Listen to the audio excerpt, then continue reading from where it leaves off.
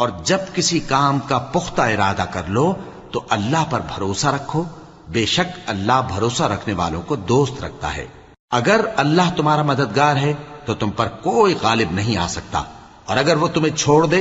تو پھر کون ہے اس کے بعد تمہاری مدد کرے۔ اور مومنوں کو تو چاہیے کہ اللہ ہی پر بھروسہ رکھیں، اور کبھی نہیں ہو سکتا کہ کوئی پیغمبر خیانت کرے، اور خیانت کرنے والوں کو قیامت کے دن خیانت کی ہوئی چیز اللہ کے روبرو لا حاضر کرنی ہوگی،